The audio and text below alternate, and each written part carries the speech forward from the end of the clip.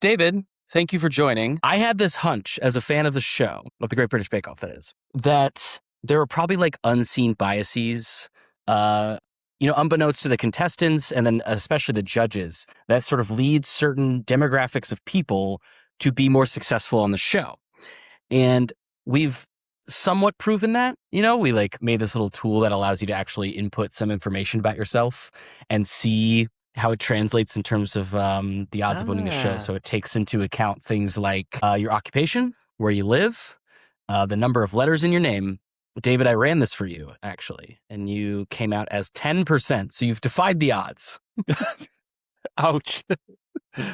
No, it's good. Mine's even worse. Most people are, the odds are never really that great. But I guess after doing that project, I got to thinking, as a spectator, sure, it makes sense that like I'm trying to find an analytical way into understanding who could win. But for a contestant, I wonder what it's like for them to analytically, quantitatively, qualitatively capture data to find ways to win, to strategize. When you look at things like Survivor and The Bachelor and I don't know what competition reality shows you watch, you kind of get the like cutthroat nature of it. With the Great British Bake Off, it's sort of designed to be pleasant. You don't think that many of the contestants are like brutal game theorists trying to game their way to the top, which is not, of course, what I'm accusing you of. But I suppose I want to start there, which is like, I read that you were in a pottery class and there were friends of yours that were like, you got to do this. Was there a moment that you're like, you know what, I could win this? But critically, like the left side of your brain, the analytical side was like, here's what I need to do to win this. Yeah, I mean, you've kind of hit the nail on the head as far as I'm concerned, because I think, well, first of all, what's winning? So the Great British Bake Off, it depends what you think of winning. So like I do a podcast and the person I'm on, he was on my show at the same time, Michael, and he didn't win because I won.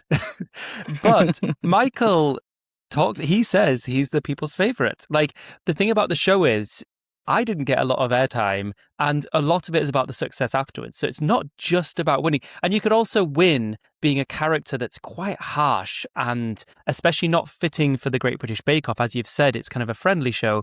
And actually the public won't like you and you might not get very much afterwards. So it does depend on what you want. If you're just wanting to win, that's one thing. If you're wanting to kind of do well afterwards, get jobs, get different things, move into a different career, then maybe you need to think more about getting quite far in the competition, but also being a favorable contestant and doing things that the public would want you would like to see, which I think some people game. But in terms of winning, there are definitely things you can do. Like I think one of the things is it's such an intense audition process to get on the show that I think by the time you're finally on it, and then you do all the prep ready for the show, because you get the signatures and the showstoppers in advance, you're kind of breathing this sigh of relief and thinking, I've already won to kind of get on the show. In a way, you kind of take your foot off the pedal a little bit. But then that's obviously, then that is game time because the show's about to start. But yeah, I'll start with one thing that I remember my friend and I, every time we watched it, he would just shout at the TV and say, why did you do that extra thing? Just when your brain thought to like, okay, I've already made this fantastic cake. Why make macarons to put on top? Because you want to make sure the cake is good and you want to make sure you've done everything you can to make the cake good. That's the thing that's going to win you the challenge. These extra macarons weren't going to do anything and actually they've tripped you up. And that was something that I particularly did. And that's why I think a lot of people said I kept things simple, because I knew I wanted to keep it achievable. And the tough thing about that is that when you're sent the briefs to decide what you want to do for the signature and the showstopper, you're sent them only 6 weeks before the show starts, and you're sent them 1 week after another, the next two, and you have to send the next ones back. You've got to think of the ideas, you've got to test it, practice it. Obviously, if it goes wrong, it's a disaster. You've got to think of something else. You've got to do this in a certain number of days while you're still working. And when you send it in to the food producer, they will quite often send a message back saying, oh, are you sure that's all you want to do?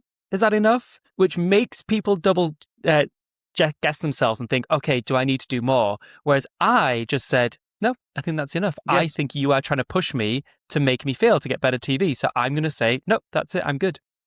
That's so interesting because whenever I, or most I think, watch competition reality shows, we're thinking about and we like to picture, we think about the producers as these sort of like reality shifting forces that are off camera ever so slightly. It's always in the edit that they're making, drama out of the show, of course. Um, but I didn't realize that you all had to send in bakes beforehand, and they can use that opportunity to sort of add pressure and therefore Yeah. add drama, and you just didn't fall for it. And that's one of the things in terms of data. Like I just recognized it from the show that's a time. Keep things simple. Don't try and push things too much. Another thing has to be the fact that if you're going on the show, you've probably watched it before. And you know that the judges have certain likes and dislikes. I think about And, this all the time. and I still fell into Like that. I knew that. alcohol for Prue, which like you went for in the final, right? Anyway, yeah, I think about that a lot. Yeah, there's things like classically the key lime pie. Paul Hollywood loves a key lime pie. Paul Hollywood likes caramel. And the thing is, you say Prue, but really you're trying to push towards Paul, and he doesn't and Prue as well. They don't particularly like peanut butter, which I absolutely adore. So I was like, okay, I'm not going to use peanut butter. They don't like matcha. They don't like rose. I still used rose. They don't like heavy spices. I did lots of heavy spices. So I think there's that certain balance, though, where when they send you the briefs, it's meant to be about you. And you also you kind of think in your head, the food producers are trying to tell you to do things that are different and new, because that's interesting for TV. But Paul Hollywood has no taste at all. He likes basic, basic, basic. So actually, if you stay strong, kept things basic, like the winner this last year, everything was so basic. She was never pulled up on the fact that she did the same few flavors again and again and again, week after week. I mean, that was part of the gimmick, right? That was part of the narrative, was like she keeps doing the same thing, but she continues to be so successful over and over again. Like the Because two are Paul happening in likes it. parallel. Yeah, because that's what Paul likes. And there is a certain element, as you can imagine, TV. Bake Off I thought there was less of the produced side of things than I thought there was going to be, but it's still there. And so there are the producers, like they're doing certain things and they're whispering in the judges' ears. Like they're seeing certain things that the judges would never see. And then they're saying, okay, ask them about this. But yeah, I think they're the two big things for me, is keeping it a bit simpler than you think, even when they're trying to push you, and also going with flavors that the judges like. Do you think that there was information you were gathering on the fly, and by that I mean during the season? Because it sounds like you had a pretty clear strategy going in. You maintained it week to week. It clearly led to success. I'm wondering, like, as time went on, did you notice things about the other players, contestants, that helped you to like make that final push when there were only 3 of you left, where you said, okay, like now I know what to do given my opponents here? I think a key thing on Bake Off, it's not about the best bakers.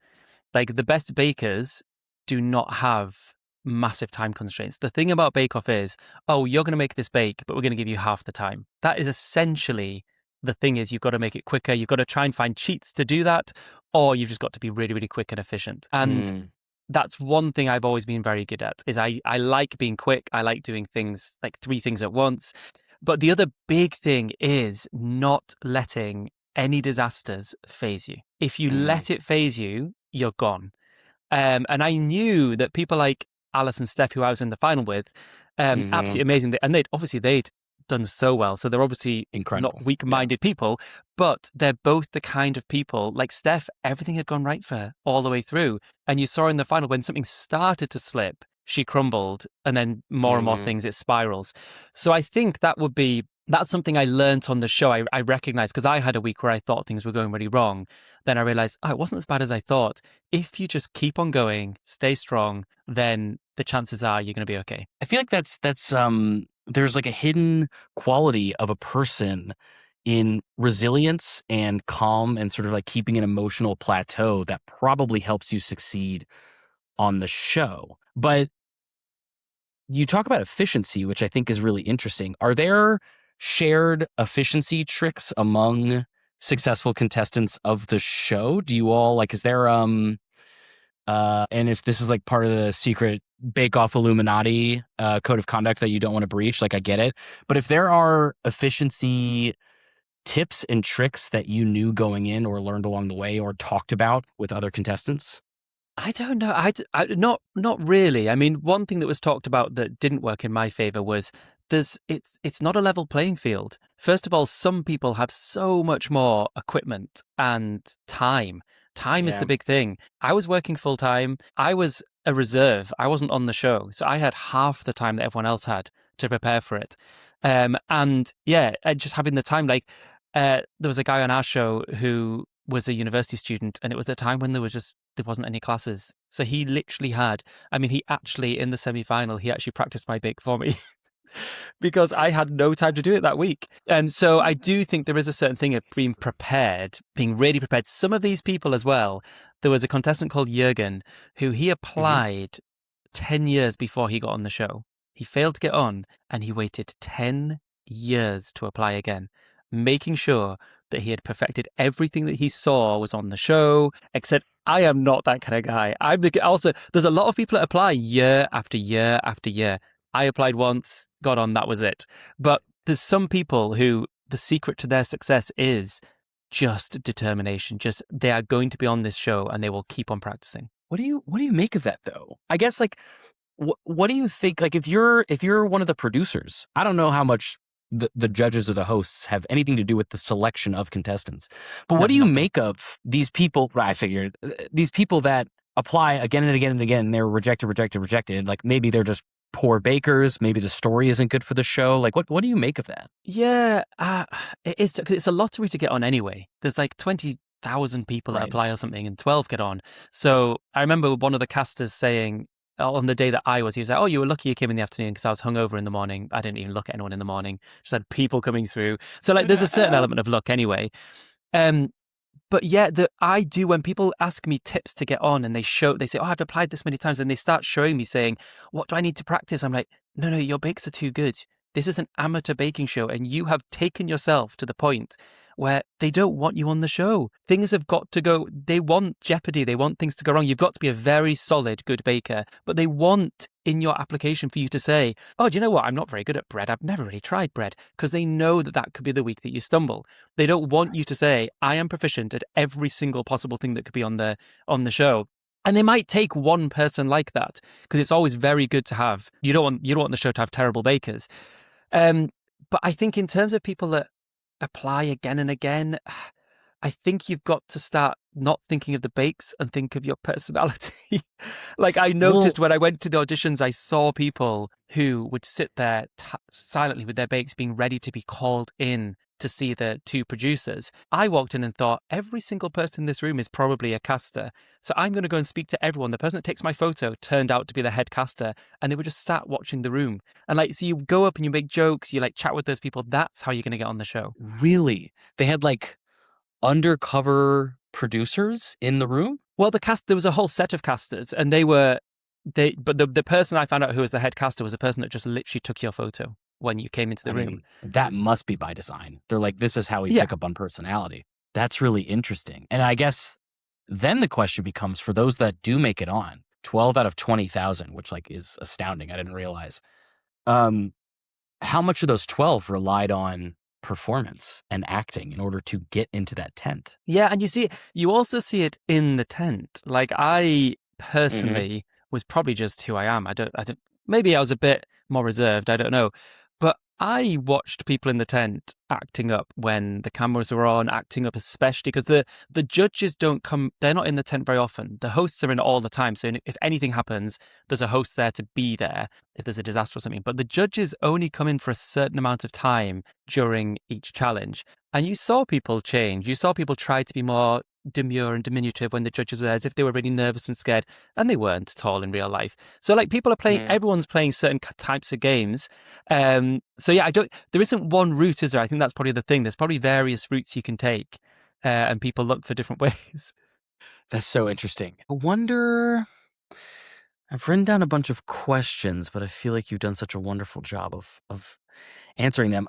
Going back to talking to other contestants, and this could be, I mean, if you recall, right, you were on in 2019, which Feels so long ago, doesn't it? Ooh, yeah. You just missed a global pandemic. Honestly, I feel like you did a reality TV show at the correct time. I think I'm wondering more about correspondences with other contestants, if you're willing to share. In games like Survivor and The Bachelor, even Jeopardy, so many of these shows, dynamics between contestants are such a huge part of your success on the show. And again, I know we're not really defining success in such a rigid way right now, but I do wonder how much, like, the moment the cameras went off or you all left the tent, clearly some friendships were formed. I imagine the producers have a lot to do with like pouring glue on the friendships there, but nonetheless, like, I'm curious to know how correspondences between contestants maybe influence performance. Yeah, I think actually the producers were trying to stop us being as friendly, I think, because I think on Bake Off, it's probably natural that people become too friendly. And I know from we were a slightly different season because I think our season was particularly not that competitive. And there was one person on our season who was very competitive, and it was showed and she probably was just being a normal person, how anyone else would be on the show, but it kind of really showed on ours, and it kind of made her look like she was like hyper competitive. But she was someone who, if we were all discussing about, for example, one of the things was we were all discussing about what's it called? It was like a caramel, basically how to set a certain caramel and how to make sure it's clear. And in our little chats between each other, everyone was saying like, I don't know how to do this. Like, I've been trying to work it out. I don't know how to do it, blah, blah, blah. And she was the one saying this as well. Again, in the program, literally as the judges are coming around, they ask her the question. She says, oh, I found out if I use this makes it really, really clear. And all of us in the tent, we literally looked around at each other in the challenge, be like, excuse me? Like, we were all trying to help each other with this, and you deliberately held back that piece of information. Okay. And so that felt very competitive. But actually, the rest of us, we really did want everyone, it seemed like anyway, everyone wanted everyone to do well in their own challenges, and then we would be judged on that. No one wanted someone to fail. Maybe week one you want people to fail, so just so you're not the first one out. Right. But people, like if someone's bake wasn't going well that week, you'd have your people you could go to, and you'd be trying to help them. You'd say, oh, have you tried this? We'll do this. Try this. Oh, I've had that before. Try this.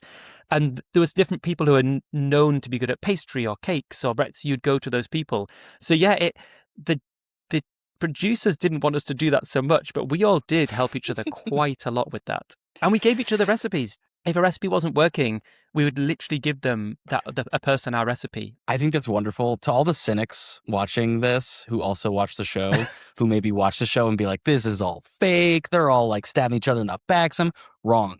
But it does sound like maybe there's someone that comes in where the competitive spirit overrides the friendly spirit, and they can be a little two-faced. We won't name names, but it sounds like it can happen. Yeah, and the person on our show, we're all really good friends with her afterwards. So it didn't really, it wasn't, I don't really see it as two-faced. I saw, and looking back, it's like, no, it's part of the competition. You're on a competition. The rest of us weren't really competing in the way we were meant to compete. She was just doing what she was meant to do.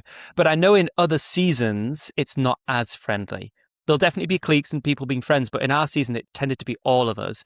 Where in other seasons, people are a bit more competitive, maybe. But it is true that it's not, for the show, it is like people think it is. What happens after the show, when different people get different successes from the show, now that's when the fractures happen and everyone falls out and there's all these kind of dramas. But yeah, on the show, they definitely, the producers do kind of do it where it's as if all of you are pitted against the judges collectively. They kind of push that agenda rather than it being okay, you need to go against each other to try and win this. Right. There's really 1.5 villains, and that's Paul and whoever the other judge may be at the time.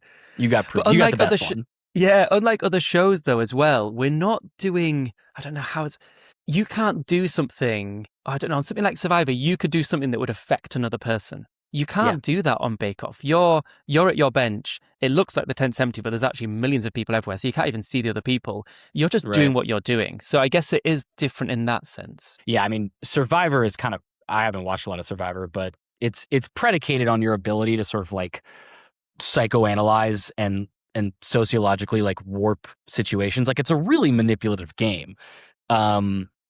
Of course, physical might and congeniality probably also have some play in there, but nonetheless, I guess there is some overlap. In fact, one of the things that I found in looking at Great British Bake Off data, Bachelor data, and Survivor data was that profession had such a huge influence on your success in any of these. So it won't surprise you that for Great British Bake Off, it was homemakers and retirees first. You talk about having time to rehearse these things. I think that's a big one. And then followed right after that, the ones that found the most success, and this accounts for being in the finals, handshakes, technicals, all of it, were like medical professionals such as yourself, and engineers, like people that kind of are technical by default. And so a lot of that kind of adds up for Great British Bake Off. Turns out it is not the same professions, but there are like heavy correlations between people who, for example, in Survivor,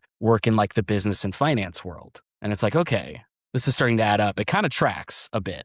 Do you find that? Yeah, no, please go ahead. I was going to say, it does. I get that as well, because other shows, it's about building alliances and clubbing together with certain people and blocking other people out. Whereas there's no ability to do that on Bake Off. So like you say, if you were going to ask me, I would always talk about the engineers, because there's a lot of engineers who, even if they didn't win, they kind of probably should have done. They might have just had a really bad week or something, because they probably were the best. The best contestants that have ever been on the show are probably the engineers. Yeah. Yeah. What do you make of that? Baking is very technical. It's very scientific and very technical. So I think, and it will always come down to that personality of keeping your cool, because that's, I think, one of my things. And that's probably why medical people as well, because you're used to kind of life and death situations. That's what I found so strange when people got really upset in the tent and cried and things. I was like, guys, it's a cake. Like, I've literally been working, like before there, I'd been working in various African countries. You were in Malawi, right? A third of all my patients died. It's like, this is not that important. So I think that's another side. Yeah. I hadn't really thought of that like if you're a medical professional, another one was students, which like, again, you have some time, you said it yourself. But if you're a medical professional, you've probably like, for lack of a better phrase, like seen some shit.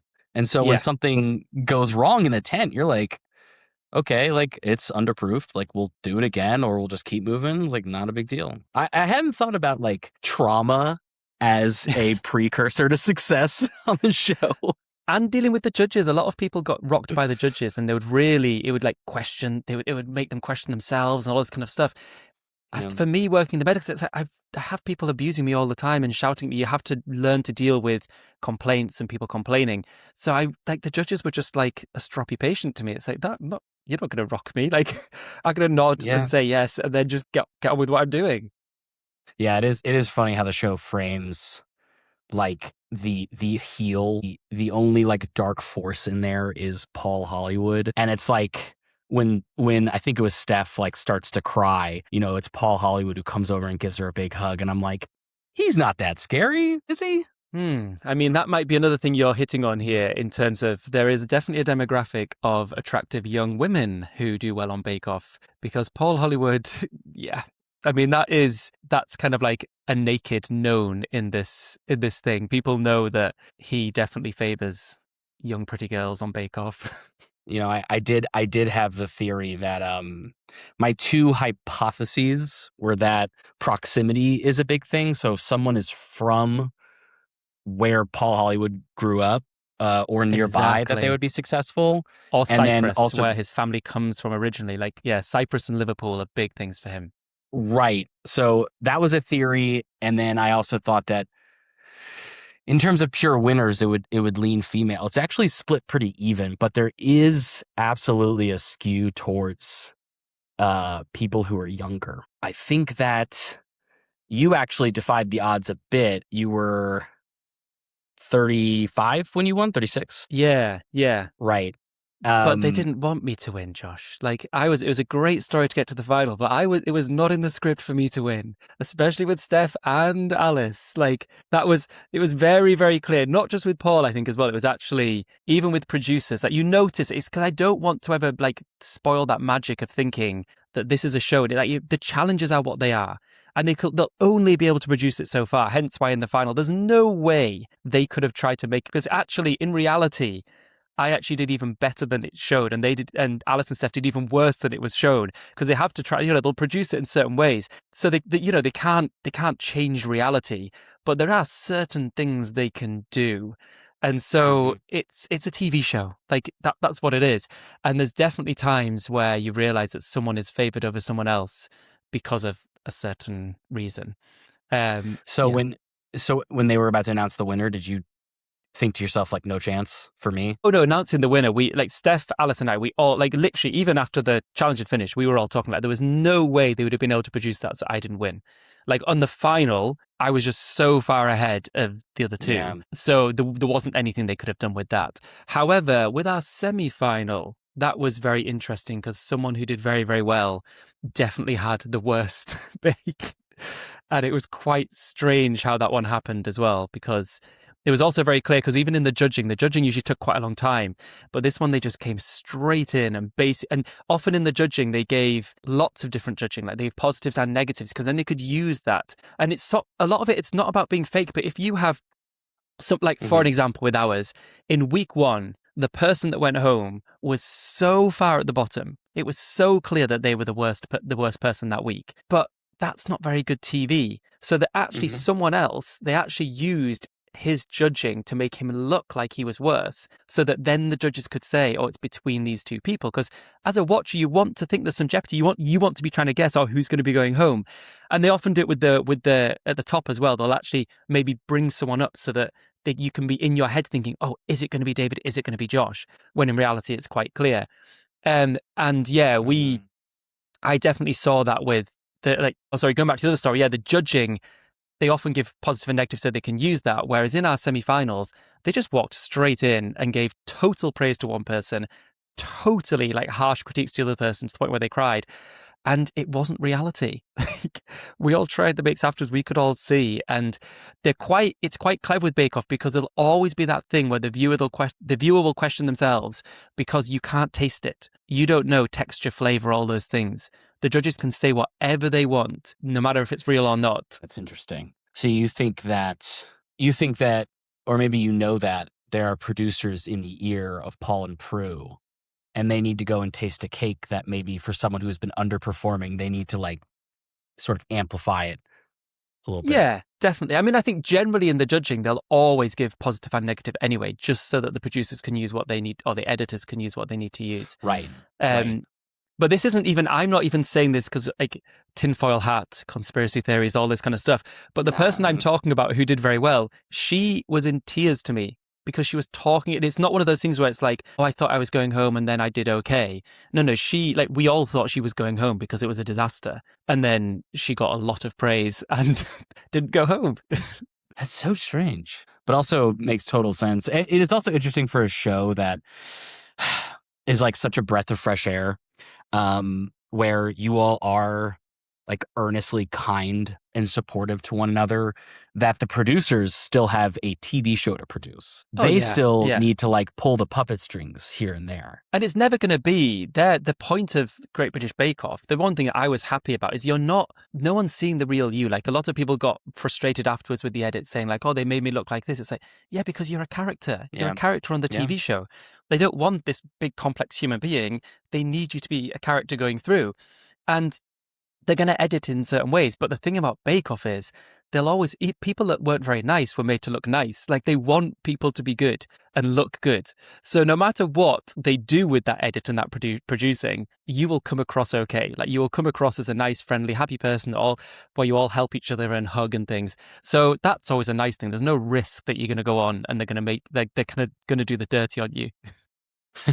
This is actually an interesting conversation, because yesterday I was talking to a colleague of mine, and I was telling her that I was going to talk to you, and she was like, "That's so exciting. I actually used to be on MasterChef." And I was like, "What?" She's like, "Yeah, I was on MasterChef," and I was talking to her about, like, the premise of our conversation, and she was telling me that she went on the show. Her background was in, like, French patisserie and French cooking.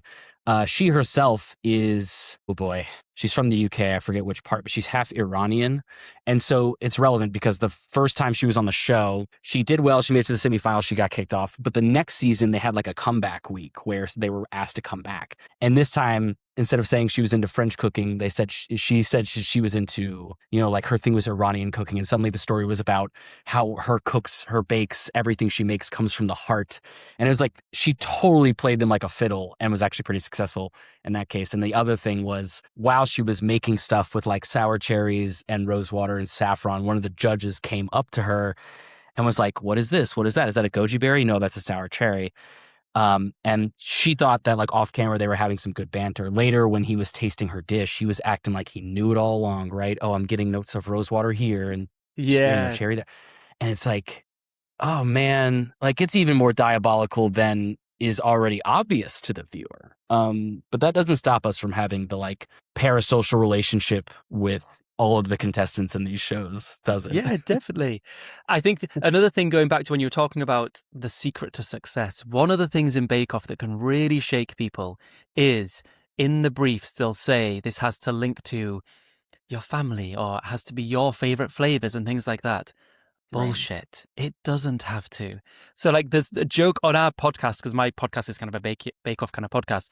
But on our podcast, there's just like this running joke where Michael, when we're talking about the bakes that we did on the show, and Michael talks about his bakes and says why he did them. And he felt like, oh, I had to do this because I had this when I was a child. And I was like, Michael, mine were all made up. My week one, I did a snake because I used to own a snake. I never owned a snake. I just wanted to make a snake cake. Like everything throughout the whole thing for me was just made up. I was like, I didn't feel any. Whereas other people get really into that thing of like having to be authentic and real because the producers are trying to push that. It's like, no, they don't. They're not going to check if you had a snake when you were young.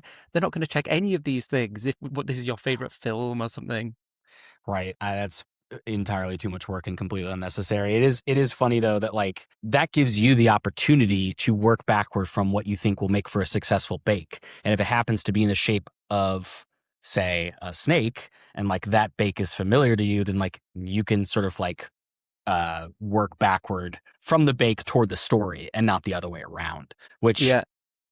I don't know how many people are doing that. There's just so many like inspired by her favorite tree for her neighbor next door when she was 11 and a half. It's like you wanted to make a tree. Yeah, well, I don't know. Most of the people I spoke to seemed to get caught up on that and actually thought that was a thing that they had to be truthful and honest about those things. So I don't know. Yeah. One question, what do you think in terms of practicing? What So do I think in terms of practicing? Or so what obviously, like you come to the, like, what is better? If you, because you've got a week, you've got the 5, basically you film at the weekend, the Saturday and the Sunday. Yeah. So you've got the 5 days to practice your showstopper and your signature. You know what those are. You've got the time to practice. They even give you money to buy ingredients to practice. Is it good to practice or is it not good to practice generally? That's really interesting. I feel like it's got to be somewhere in between, because so often they ask, did you take this step when you were practicing? And they were like, sometimes they're like, I didn't really have a chance to practice, which suddenly lowers the ceiling a bit, right? The expectation is suddenly in your favor. So how much did you practice? Yeah, but then also that's where the people are telling the truth. I famously didn't practice, like to the point where that's why one of the contestants practiced one of my bakes for me and sent me notes on it, because I was like, I did it once. I mean, I came up with the recipe, I did it. But my thing was, if I practice too much and if I do it and it works, I've done a practice, it works, fine. If I do it again and then it doesn't work, what's that going to do to my brain? Like I'm going to question everything. So Right. I knew people that practiced things like 10 times. And then it still was a disaster in the 10th. So it's like, how has that practice helped you? So maybe it does depend on your personality as well, but I was quite well known for not really practicing. Because my thought was also, if you're going to go-to bakes that you know, then you shouldn't need to practice those very much anyway. Like, and Right. there are the differences anyway. Like when you get to the 10th, the ovens are different. Like the conditions are different, the ingredients are slightly different. So you can't control for everything anyway, I guess. So yeah, practicing to me, you're too reliant then on your exact conditions and things at home. Yeah, I guess there's this balance between like practice makes perfect, but if you've already perfected a thing, why continue to practice it? And then critically, if you're trying to, like you said at the top of this call, do so many additional steps on top of what you're already comfortable with, then perfect is unattainable in the first place, which maybe begets having to practice more, which begets stress. And then the moment you're in the tent, and like you said, the variables of ingredients and the oven and the appliances are all different, you begin to crumble. So maybe there is some sort of middle ground or even simplicity. Like, I guess based off of what we've talked about and then some of the like, data and insight you have, if you were to advise someone who was about to go into that tent, maybe what are some core pieces of advice you would give them? I think one tough thing, which you just need a really good friend, is when you're doing the practices, it's very hard for you to understand the timings. If you've been given 4.5 hours to do this certain showstopper, because in the tent, you just put a bowl at the end of the table, someone takes it away, washes it up for you. At any time, you can just say, can I have a clean spatula, please? Can I have a clean spatula? Like, you can get like 5 clean spatulas in a row in a 5-minute period. And so they're the Then why did conditions of the Alice tent. work the way that she worked? I don't think they could wash up fast enough for her. It was absolute chaos. But that dude, people, I mean, it makes my skin itch whenever I think about it. Anyway, go ahead. I know, considering how neat and tidy she is, that it was just total chaos.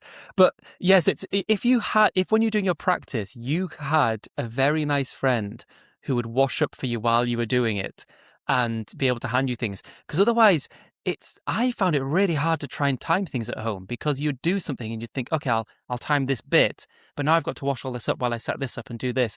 And so that will be a key thing for me but then also definitely making sure that you've researched the show, that you've checked your flavors against the flavors that the judges like, that you have made sure that for example, you haven't forgotten how to make choux and like choux pastry and what's the proportions for shortbread and like those basic things that will always come up every single time. The different types of meringue, building blocks, right? Yeah, because they come up again and again and again. So yeah, I think those two would be the key things for me. But then those things disappear. Like I had one round where the only time I came last in a technical or even did badly in a technical, and I came right at the bottom because I just forgot how to make choux. I know how to make choux. I've made choux a million times, but in the tent it just went completely out of my head. So yeah, you can never account for those things. And I think I only have one last question for you, which is I was looking at all of your books and they all look so lovely. And I have a 7-year-old nephew who is getting into baking. And so my question for you is which one is the right one for him? Ooh, getting into baking. So out of my kids' books, there's one in the UK, it's called My First Baking Book. But in the US, it's called David Atherton's Baking Book for Kids or something. It's blue. Yeah, why are they different names? It reminds me that the Great British Bake Off here is the Great British Baking Show, and I learned it's because Pillsbury, they own a trademark or something. But they own the trademark for Bake Off, which was a competition they did. I don't think they even do it anymore, but they still own the trademark. Yeah, I don't know why. It's a strange thing. So the American books have my face on it and are slightly smaller as well, and obviously have all the different have Fahrenheit and cups and things. Right. But yeah, I would say that one. That would be one I would choose. Got it. Okay. I had one other logistical question about the show that just comes from like curiosity as a fan and doesn't have much to do with this interview or data. But when it comes to ingredients, like you're submitting recipes to producers, and then when you show up in the tent, like the ingredients are just like pre-decanted and measured for you and there? Not measured. So they're decanted into jars and things because they can't have the brands, because this is the UK and we can't have the branded things on there. So yeah, that's actually that's a good one to mention. You can basically ask for anything you want, but they'll sometimes say to you, if it's a very obscure ingredient, they will try their best, but they won't always get it necessarily. So if it's something really obscure, like a certain extract from a country that you're from that they'll never be able to get, then you bring your own. But equally, you should, like I learned this in the first week when we had a contestant who did something with passion fruit, and I looked at his bench and he didn't seem to pick up on the fact that all of his passion fruits were unripe. You get zero flavor from an unripe passion fruit. And so I quickly learned, okay, if you're going to do if you're going to ask for pineapple, passion fruit, any of these kind of things, it probably is best for you to bring your own, because then you're going to bring things that are ripe. Because if you arrive there and they haven't got the right thing, you're pretty screwed. There's not much you can do about it. I was thinking about that. Like if one PA cuts a corner and gets like a low quality banana or whatever, that translates. And so, yeah, I guess I was wondering, like part of the strategy must be for ingredients that aren't like cane sugar and flour, like we're all going to be using the same things, like it's probably best to bring your own. But you don't actually use the same things. That's the thing that's really good. They are very good at sourcing things. So, for example, if I want to use the Waitrose brand of cake flour, because that's what I've been using at home, they will get you that. You can literally say exactly what you want. But that's the typical, as long as it comes from like the obvious shops. And they will even order things. They'll order things off from different places to get the exact things that you want. They'll try. Honestly, they're amazing. You can actually Yeah, say, I what an want these operation. flowers from this website. They will try, but if they don't manage to do it, it's definitely worth you having the backup for Yeah. things. And they'll often say, if you said you want pandan extract, they'll send you a picture saying, okay, we found this. Is this one okay? So you get the chance to say, oh yeah, that's the one I use, or no, I'll bring my own, thanks. So yeah, it is interesting. And you do get the things at the last minute where you suddenly say, I remember one day, one of the things I was just like, can I have some rose petals? It's not in my recipe at all. I've never asked for it, but I'm asking you on the morning of the show, can you get me some rose petals? And they did go and get me a bunch of roses, and I was able to use those rose petals. So they Yeah, are pick amazing them what they fresh from do. the garden, right? Yeah, exactly. Sure, they had just been grazed by the goats that are free roaming in that property. That's the most amazing thing about Bake Off, I think, is that when you go, because I've been on different TV shows since, just as someone that's been on Bake Off, and you realize what it's like to go to a studio, which is magic because it looks nothing like what it looks like on the TV. It looks so impressive on the TV, and in real life, it's often very small and there's like green screens and all this kind of stuff. Right. Bake Off is brilliant because the magic, when you arrive that first day, as a viewer, you still feel the same magic because it really is a tent Mm-hmm. on the grounds of a stately home. When you have your lunch, you're having it in the stately home. Like, it is an incredible place. Yeah. Okay. Oh, that's good. I was worried for a second that giant stately home was actually just like a giant piece of wood, like a really well-defined prop that like a gust of wind would just blow it over.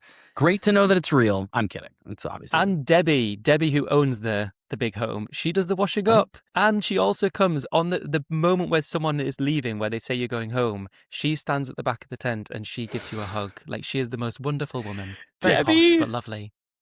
Of course. I mean, you're gonna live in a home like that. You better be extremely posh. Yeah. Oh, that's okay. I think we should end on that note because it is so heartwarming. David, thank you so much. I really appreciate your time. Oh, you're very welcome.